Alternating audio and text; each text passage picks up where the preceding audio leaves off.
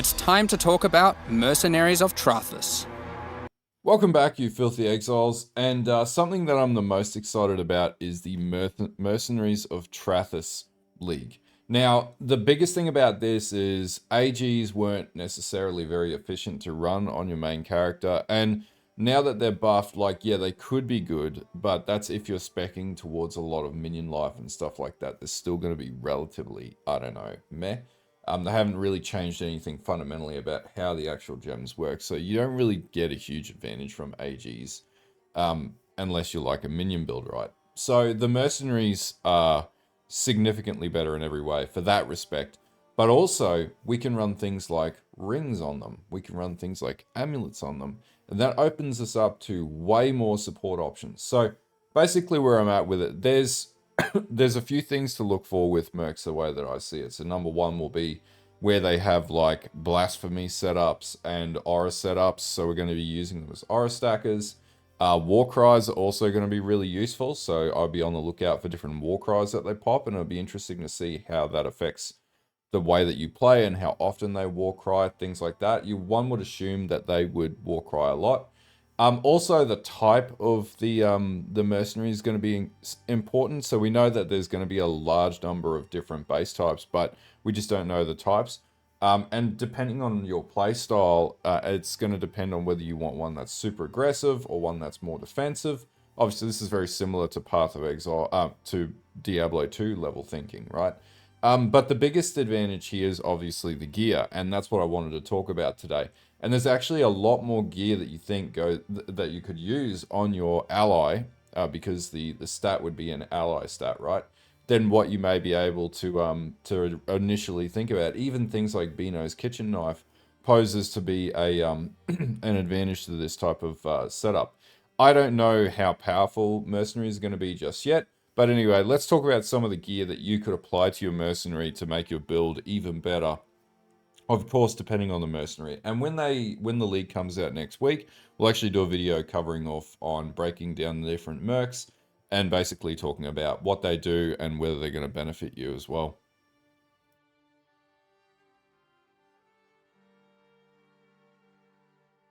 Okay, so the first item that I can see being pretty much the most sought after will be the Kingmaker. Now, the reason why the Kingmaker is so powerful is it just has a stack of ally attributes that apply. So, for example, nearby allies have 30% increased item rarity. Nearby allies have Culling Strike, which is super strong. Nearby allies have 10 fortification, and nearby allies have 50% to critical strike multiplier. Like, all of these stats are absolutely fantastic for essentially self-buffing, right? And this is exactly the item that we do use in AGs as a standard rule of thumb. Now, this is probably going to be incredibly expensive this league. There's no two ways about it. There is a crafting method that you can use using a Siege Taker axe, which is equally going to be expensive, and I think it's the Heartseeker dagger. But then beyond that, if you wanted something cheaper, Dying Breath would probably be the next best thing. And this is going to be, an easy drop that you're going to get as you're leveling or playing through the campaign. Mainly, it's nearby enemies have 18% increased effective curses on them. Nearby allies gain 18% increased damage and 18% increased effect of non-curse auras from your skills. And because your skills will apply to the mercenary and not to the actual player character, then that basically means whatever auras that they're stacking are potentially going to be significantly more potent. So this would be a great weapon nonetheless to essentially work with your merc to be able to synergize with aura buffing and whatnot. In another look through POE DB, I then also noticed that Sign of the Sin Eater, which is a relatively unused item, actually looks like it could be pretty good for ally buffing. And the reason being is it has this stat called Enemies Inflict Elemental Ailments on you instead of nearby allies. What this basically means is that you could essentially use your mercenary to just be a magnet for elemental ailments, and so that means that you would be ailment immune by simply putting this item on your ally and having them run near you. I think like this is like some of the thinking that you could sort of use to get around having to deal with some of the things that hamper builds and stop you from progressing in the game. But this is just another suggestion you could also look at for a pretty decent defense modifier by using your Merc to basically buff you. The last weapon I then saw, which interestingly enough, I don't know if this would work or not, but basically you could potentially have like a summoning mercenary, and on this basis, or potentially one that uses Detonate Dead, for example, and basically then you could use something like Soulwrest. And the modifier on here that affects allies is if you consumed a corpse recently, you and nearby allies regain 5% of life per second. Now, this is pretty cool on the basis of like, yeah, you could basically use this to get a free 5% regeneration as the player character and also keep your minion alive. So definitely Soulwrest could also be an option. Also, if you're doing like a minion army, you could have your actual like mercenary summoning phantasms, which then would potentially make your mercenary quite powerful. That's if you did have one that could summon phantasms, obviously. But or you could have one that just does Detonate Dead or something of that nature and have a ton of just like, you know, ads or packs running around of your own that could be taking some of the aggro from the player, which could also be pretty useful. But in looking at this, there could be a few use cases where Soulwrest could actually be used as a more defensive item than an offensive item in this sort of use case.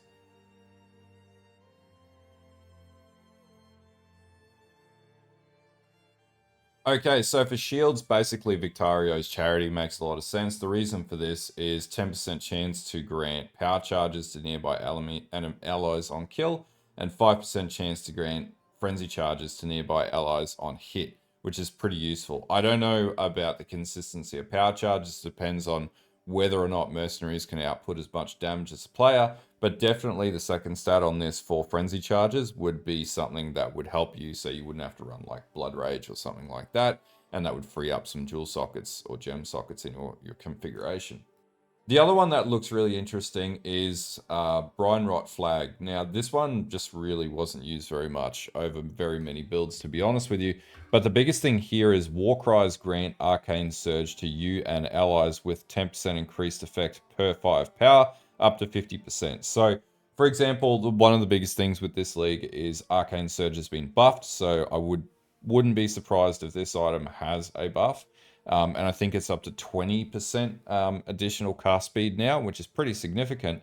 And if you could crank the Warcry power up, right, so you get increased of 10% increased effect per 5 power. So if you could get maximum power on your Warcries, then potentially you could get up to 50% increased increased effect of your arcane surges just from having a minion running around or your merc running around and Warcrying. So I think there's some good potential for caster builds to use this particular shield because this could actually do some pretty crazy stuff for buffing up your cast speed moving forwards. Now, as we step more into the helm side of things, the obvious choice is the Leer Cast. So basically, you and nearby allies gain 50% increased damage. This one's usually a really cheap item because it's got a high drop rate. So this one would definitely be recommended as one of the items to really buff up your early damage if you're using a merc, and is probably going to carry you all the way through for a little while in the game. Rightio, so the next one is the Crown of the Tyrant. Now, this is one of my favorite items, not necessarily because I use it in every single build, but because I farm Crystal King and this is where it drops. I suspect this one's going to be quite powerful, this league, because basically it gives you and nearby allies have a base damage modifier of added damage per red socket. Now, it only has one socket in this item, so it's quite powerful on that front. But basically, you just re-roll it until you get the right socket, and it's a huge base damage increase in whatever skill you're going to be using if you've got it sitting near you as something that your merc's rolling out with. I would suspect this particular item is going to be sitting into like 14 to 20 div categories because it's going to be probably one of the most used helms in the game in the 3.26 league for mercenaries. So this is going to be a good league for delvers. And yes, I'll be doing a renewed league start delve guide. So that'll be coming out in the next few days. Now, the next one that I picked up on was the Mask of the Tribunal. Now, you never really used this on builds in Path of Exile 1 because it was quite useless in a lot of circumstances, except for ally buff stacking. So basically, it's got 3 modifiers here.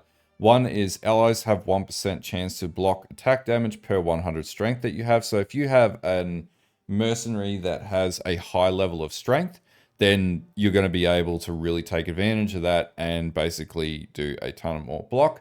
The one to look out for would be dexterity. So nearby allies have 6 to 8% chance to critical strike multiplier per 100 dex. So if you've got an ally or a merc that has dex stacking, then yeah, you got a lot more crit. And then the obvious other one is 100 intelligence gives you 2 to 4% increased cast speed. So if you have a mercenary with a high level of int, then this is going to be a very cast speed based build, or it's going to give you a huge cast speed boost. The other big advantage here is because this is a synthesized item, it also has random synthesized implicit modifiers, which could aberrantly change your build for the better or for the worse, who knows. But at the end of the day, this would be another really cool sort of item to check out because we don't really know what stats are going to roll on our allies, so potentially this could be really good.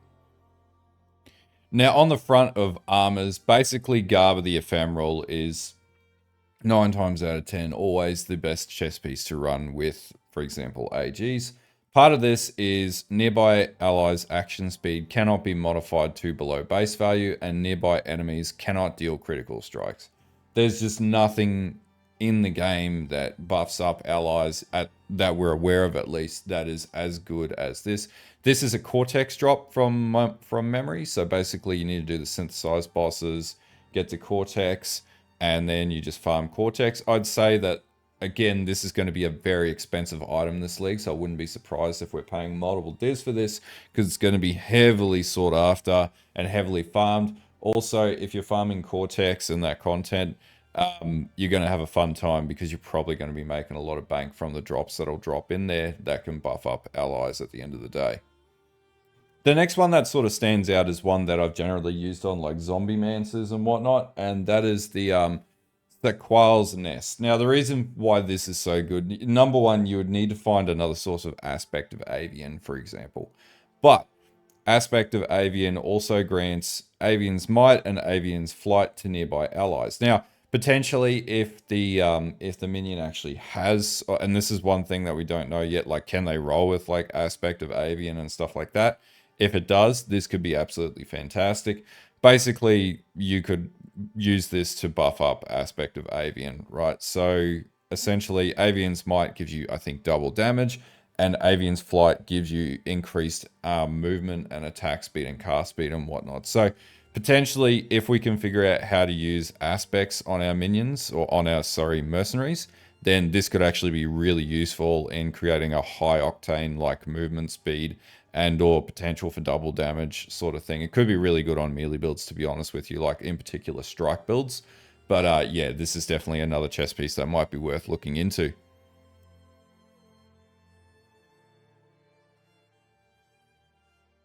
Now, because our mercs can now have essentially jewelry, we can do other stuff with these things as well. So for example, we've got Perquil's Toe, and this one's really good because nearby allies damage with hits is lucky. Lightning damage of enemies hitting you is lucky. That's the downside, but that actually doesn't affect your allies. That only affects your mercenaries. So you get all the upsides of this amulet with none of the downsides. Finally, we've got Shaper's Seed. Now, the big advantage of this is the life regeneration that your ally would get, or your merc would get, but also nearby allies gain 4% of life regeneration per second, and they also gain 80% increased mana regeneration rate. Now, this is just like really good global stats for survivability, and basically everything and anything else. Like this to me just sort of reads of like the perfect amulet to use in almost every scenario if you're not fishing for more damage. But if you're fishing for more sustain, this is definitely going to be it. And this one's very cheap and commonly drops. I don't know if the price is going to go up. I dare say it wouldn't, because this drops all through the campaign. In some cases, it drops way too much. But yeah, this is probably another item that I'd recommend putting on your merc to gear up and get even more powerful. So that's basically it. Like, there's definitely going to be a lot of whack combinations we're going to figure out. We also don't know the full effect of, like, the new tattoos on masteries and stuff like that. There could be some cool things in there. I don't think that will affect your merc by any means, but it could just be, there could be some interactions there. We haven't really covered off on link setups, and that's a totally different topic altogether about gear linking or ally linking, for example. And there's a whole swath of gear that could work with link setups as well. As to how good that'll be, I don't know. It depends on how survivable the mercenaries will be. One thing I do know is the mercenaries are going to be hella fun. And they're going to be a source of grief for GGG for some time, because seriously, once they put them in, it's going to be very hard to take them out. Anyway, if you like this type of video, don't forget to like and sub. We have a ton more videos coming out over the next week in the lead up, including a Sunder build League starter, which I'll be putting out hopefully in the next few days. I just got to finish doing the level up on stream later tonight. But yeah, until next time, I will see you guys later on, and have a good one.